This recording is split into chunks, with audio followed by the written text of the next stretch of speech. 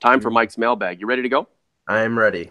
All right. Cam at CamWatts25. Right now, if you had to move one of Liljegren or Dermott for an established D-man, who would you let go?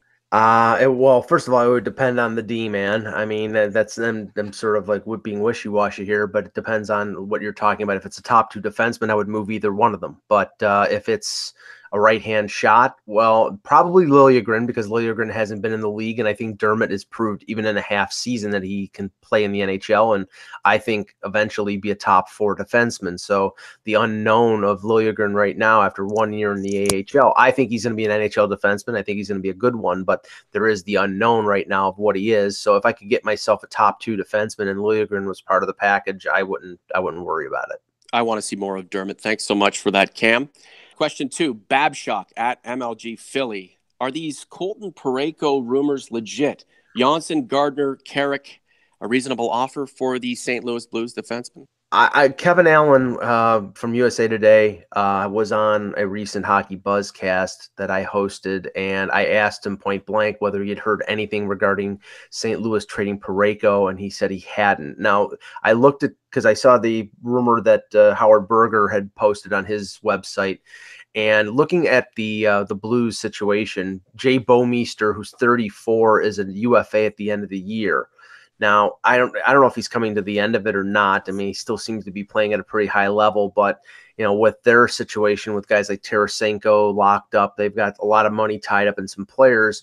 Does that mean that they need something to open up some space to be able to sign a guy like Bouwmeester for 2 or 3 years? And would they sacrifice a Parayko?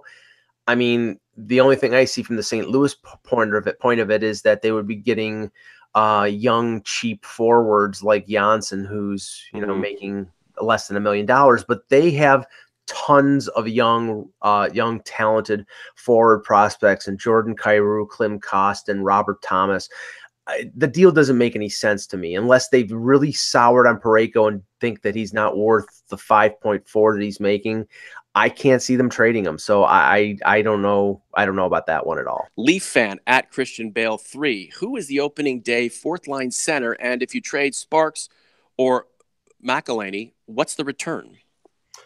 Well, for the fourth line center first, right now it appears to be a battle between Per Lindholm, the SHL veteran that they brought over, and Freddie Gauthier. I think that there will be a challenger added, maybe somebody on a PTO. I know there was a suggestion from another website that Matt Stajan, the former Leaf, would be a guy. I'm not sure about that because Matt has slowed down a lot, but we're talking about a fourth line guy, so maybe they could accept that.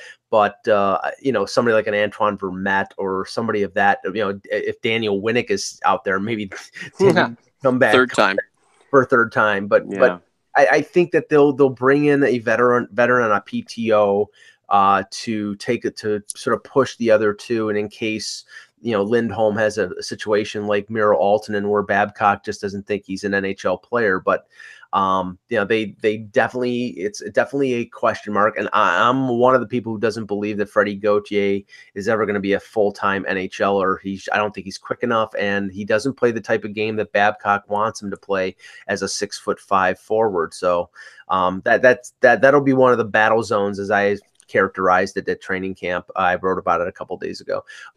The other question regarding Sparks, McElhinney, you're not going to get a ton.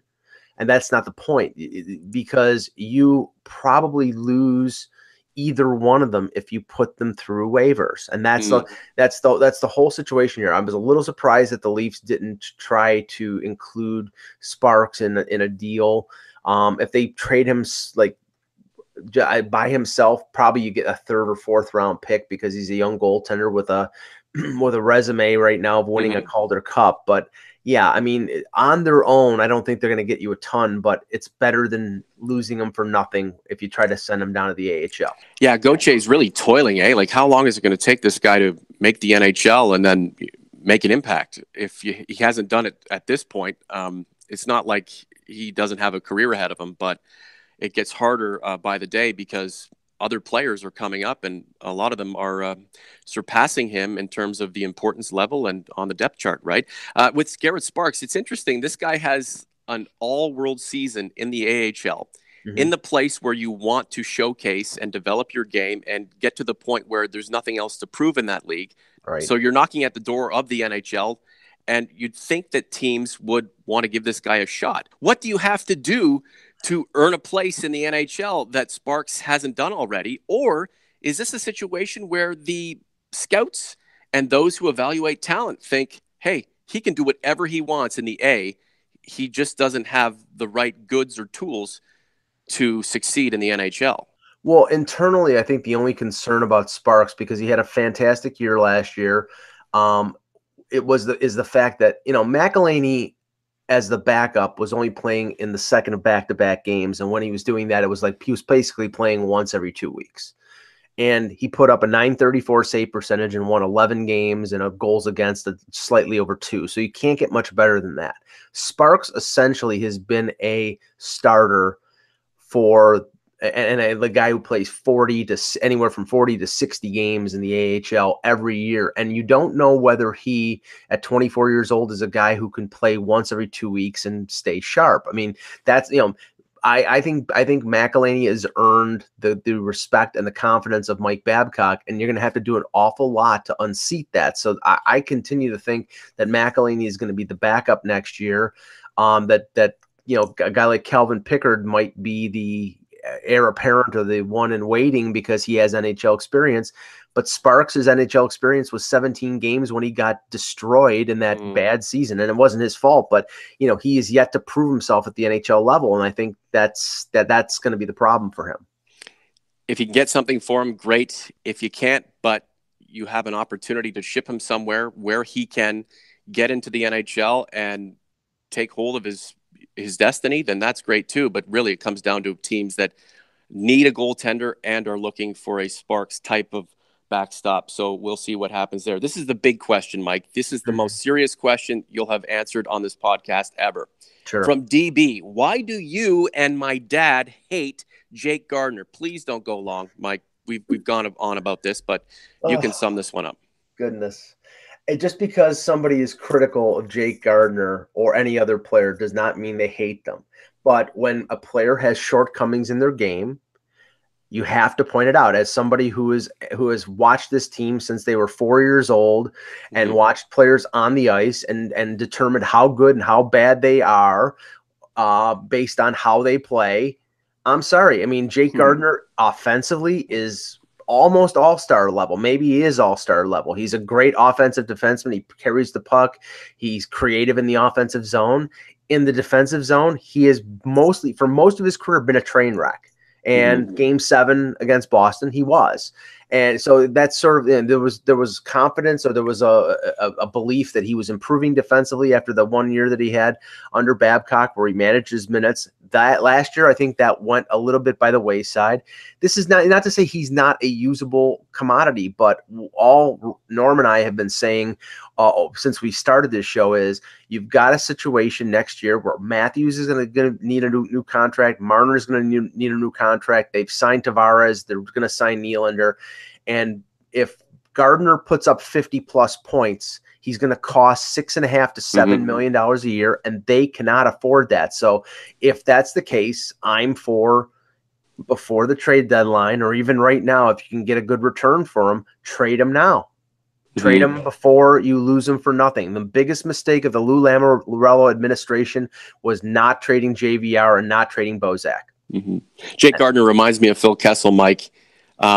Right place, wrong time. Phil Kessel was that cherry on top, that added piece to a Stanley Cup puzzle that had needed to be finished for quite some time. Right. Unfortunately, he didn't have any of the other main pieces to help him complete that puzzle. Jake Gardiner is the same kind of guy. You have younger Jake Gardiner type players coming up in the pipeline, and they're going to want to get their crack. Jake Gardiner's the guy, but when he looks around, he just doesn't really have any serious support that would be needed for a guy like Jake Gardiner to flourish, coupled with the fact that he's up against FA here in the next year and a bit.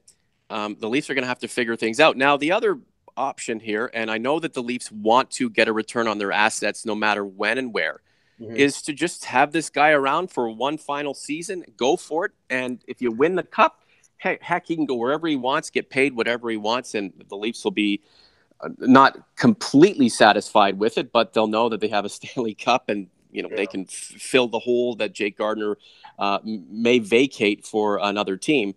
That'd be great. But if the season doesn't go as planned and Jake Gardner's there and they get into the second round of the playoffs and there are more of the same sort of problems that Jake Gardiner has been involved in with other playoff occurrences over the past several years, then people are going to say, hey, why didn't you trade this guy when you had the chance? He's going to walk and you're going to get nothing for him. We've got to keep going here, Mike. Stumpy OT winner at the Road Crowd. Mike, who is your favorite Leafs of the 80s, 90s, and 2000s? Favorite Leaf memory post 94? Oh, well, my favorite Leaf of the 80s and 90s is Wendell Clark. Mm-hmm, mm-hmm. My favorite of past 2000 would be Darcy Tucker. Mm-hmm. So I've always liked the edgy, physical players, and Clark was would take on all comers, and so would Darcy Tucker. But Darcy Tucker was just an annoyance. It's like one of those. If Darcy Tucker was on another team, you'd probably hate him. If he's on your team, you love him. And I loved the type of game that he played and played with such passion. So those are I would say my two favorites. Stumpy didn't ask me, but I'll answer anyway. Clarky of the 80s, Dougie of the 90s, Matt's 2000. My favorite Leaf memory post 94, anything involving Matt Sundin saving the day, scoring a goal in the last minute or in overtime. And then, of course, when he scored 498, 499, and 500 against Calgary, the bomb from just outside the blue line with a man short in overtime, beating Mika Kiprasov. I think it was 2006. Yeah. Kiprasov was coming out of the net before that puck got into the net, knowing he wasn't going to stop it. I mean, that was just unbelievable. My favorite memory was a game that I attended as a fan in 2004, I believe. It was in Buffalo. The Leafs were losing 5-2 in the third period with Trevor Kidd in goal. Now this is the team. This is the team that had acquired Leach. They had McGillney. It had Owen Nolan on there. They had loaded up for and then they lost to Philadelphia in the second round. They were down 5-2 in the third period. They came back, tied up the game in the last minute of regulation, and then Thomas Caberlet won in overtime. It was fantastic. And that game, I basically at the end of the game, I was standing on top of the chair, spinning my jacket around like a psychotic. That's what you have to do in Buffalo when your Maple Leafs win there.